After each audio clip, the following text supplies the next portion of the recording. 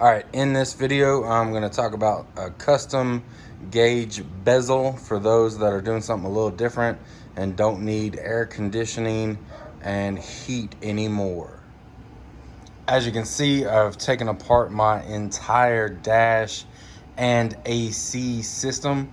I do not need the AC and heat unit anymore. I'm going to go with a much simpler setup from Vintage Air, which is kind of like a hot rod kit. And I'm going to figure out what these wires do and how I can track down what they actually go to and do my wiring that way. But moving over to gauges, you can see there's my heat and AC on the floor. But these gauges, so gauge cluster, I mean, it looks like you'd be good to go. 2 and 1/16 gauges looks like they would fit well in that spot with a little bit of trimming, but these big old 5-inch gauges would not fit at all. So I did not want to ruin this anyway because I love that grid pattern look.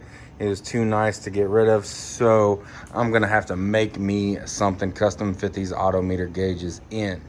So it took me a couple of tries to get this plexiglass cut out perfect. I did have to use a heat gun and bend these tabs so they'll mount into the dash. My first attempt, I kind of warped the whole thing and had to start over and redid it. The second one turned out a lot better, but now I've got a blank slate of acrylic to put these gauges in. Cut some holes out. Again, I'm not doing AC on this car. The only thing I am doing is a defrost and then a foot kick out for air at the bottom. So over here, there's 2 AC vents right there on the sides. I'm gonna do something. I wanted to delete those. I'm gonna do something with that too, so that the whole dash kind of looks unified. But all right, so we got the holes cut out of there to put our new gauges in. But what I want to do is something with the center console. So the center console, here it is over here. And instead of buying those gauge kits to fit where the old clock goes, I just kind of made my own out of the same plexiglass. Another thing that I did is, instead of having a cigarette lighter, oh, I can open it, there we go. Now I got USBs. And then I got some cutoff switches just because that was a good place and I didn't want to put them on the dash. So let me show you how all this works. Oop. So I cut out the factory clock and I've got the piece of plexiglass that just kind of fits right into that spot and held in with screws. And then right here, the cigarette lighter, that was super easy.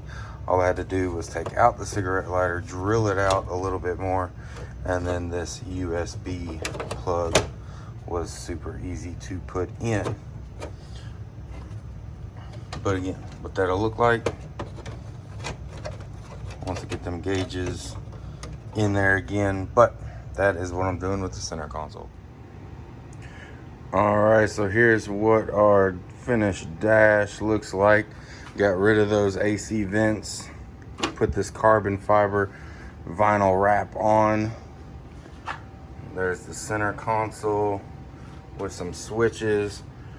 I'm probably gonna end up redoing this vinyl because we got spots like that I don't like, but I put in some turn signals, kept that little rubber grommet, and our heat and AC system, basically I am getting rid of that big thing, all that mess, to go with this tiny little heat and defrost Vintage Air kit. So got a convertible, ain't no reason for some AC, I see.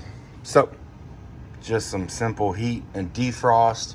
What I ended up doing with the defrost, the original defrost, I made some PVC pipe and epoxy them into the original so that I have heat and defrost, and it'll have defrost out the stock things and then a little floor kick out for some floor heat. But I'm gonna like that a lot more than this big old thing trying to put it back in. And I even lighten up a little bit. So there's my vintage air and my almost finished dash setup. What I do like about this, I've got this big open spot that I'm thinking about getting a Sniper EFI system, and it comes with one of those touch screens. And then over here I've got some more space to do something later on. And again, that's the setup.